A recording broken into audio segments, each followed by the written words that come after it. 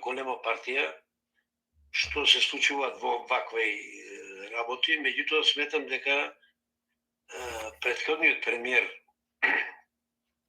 председател на партијата, ја запостави партијата и не ја водеше како што ја водеше, да кажам, Заев и другите лидери кои комуницираа со коалицијата, кои водеа грижа за коалицијата, кои водеа грижа за партијата.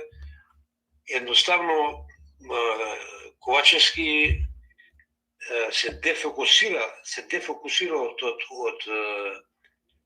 од коалиционите партнери и едноставно го интересираше ЕУ.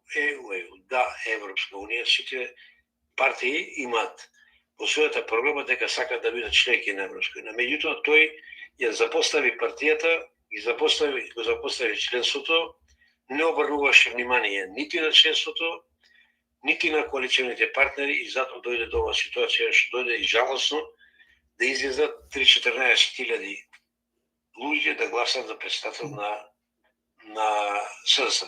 Венко Филипче као личност го знам лично добро, се работи за еден добар, честен човек, добар стручњак и мислам дека ќе успее на некој начин, моје мислење, дека ќе успее, ако ништо друго, барем да ја консолидира партијата, да се врати старото членство, иако има дел од тие сега што гледам не се задоволни за неговиот избор, меѓутоа јас лично сметам дека од сите кандидати тој беше најдобриот кандидат што го избреа.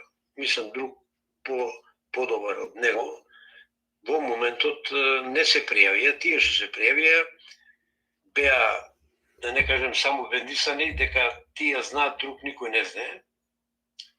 Филипче, иако не, да кажем, нема некоја голема политичка кариера, но знаеме за време на короната имаше 80% поддршка од граѓаните на Македонија. Да не забораваме тие работи. Да кажеме дека имаше 80% граѓани кои го почитуваат, сите чекаат телевизорот да се уклучи и да каже Филипче